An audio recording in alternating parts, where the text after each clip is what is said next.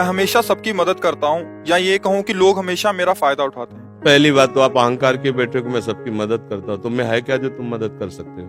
क्या है तुम में मदद कर सकते हो?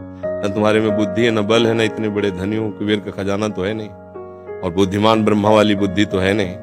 तो आप क्या मदद कर सकते हो? किसी की क्या मदद कर सकते हो? व्यर्थ का अभिमान क्यों रखते हो? भगवान कृपा करके यदि किसी को एक लोटा पानी तुमसे पिलवा रहे हैं तो इस बात को ऐसे क्यों नहीं देखते हो कि भगवान कृपा करके इन रूपों में मेरी सेवा स्वीकार कर रहे हैं, मैं मदद। इसीलिए तो तुम्हें क्रोध आ रहा है, क्योंकि कामा संजायते क्रोधा, क्रोधा स्मृति विभ्रमा, स्मृति भ्रंशात बुद्धिनाशो, बुद्धिनाशात प्रणश्यति। तुम ये कामना किए बैठे हो कि मैं दूसरों की सेवा करता हूं और दूसरे मेरी बात नहीं मानते, मेरी ये सेवा नहीं हुई। तुम उनसे सम्मान चाहते हो। हमने तुमको पानी पिलाया, तुम्हें प्रणाम करो, हमारी बात मानो, हमारे अनुकूल चलो। इसे सेवा थोड़ी कहते हैं। सेवा कहते हैं नेकी कर दरिया में डाल। सेवा कर दी, अब तुम गाली भी दोगे तो हमें स्वीकार है। तुमने जल पी लिया, आनंद से तुम मस्त रहो, हमें गाली दोगे कोई परेशानी नहीं। इसे कहते सेवा। सेवा करके सामने वाले को झुकाने की बात आना, उसे सेवा नहीं कहते। पहली बात, गलत हो आप, तभी आपके अंदर क्रोध आता है। यदि आप गलत नहीं होगे तो आपके अंदर क्रोध नहीं आएगा। कामा संजायते क्रोधा, कामना है तभी क्रोध का प्रादुर्भाव होता है। क्या कामना है? कि हमने तुम्हारा सहयोग किया, हमने तुम्हारा हित किया और तुम हमारा बुरा करते हो तो क्रोध आ जाएगा। अगर तुम हित कर रहे हो तो तुम्हारा बुरा कौन कर सकता है त्रिभुवन में? किसी की ताकत नहीं। हमारा कर्म ही बुरा हमारे सामने आता है। जैसे हम अभी वर्तमान में वो पाप नहीं किए जिसमें हमारे ऊपर ब्लेम लगाया गया है। इस समय तुम बिल्कुल निर्दोष हो, लेकिन वो दोष जो तुमने गुप्त रूप से किया तुम्हें बख्शेगा नहीं। तुम लाख जगह रो, लाख जगह तुम प्रार्थना करो, वो तुम्हें दंड दे के रहेगा। कर्म बड़ा बलवान होता है।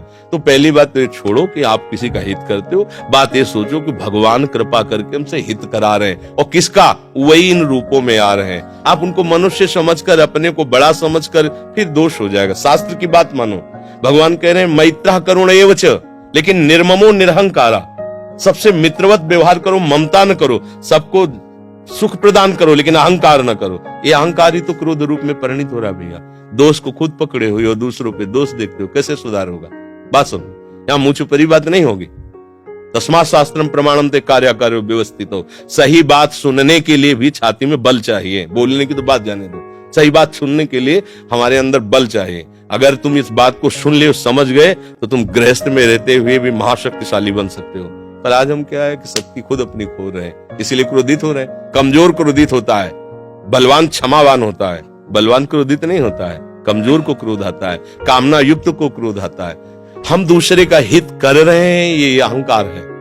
हम एक यंत्र हैं, भगवान यंत्री हैं, वो जैसा हमसे करवा रहे वैसा हो रहा है। हमें ये भावना रखनी है, हम करने लायक हैं। एक श्वास भी नहीं ले सकते इस तरह में, ऐसे भी नहीं कर सकते। अगर वहां से ऑफ हो जाए तो तुम एक श्वास नहीं ले सकते, फिर क्या होगा?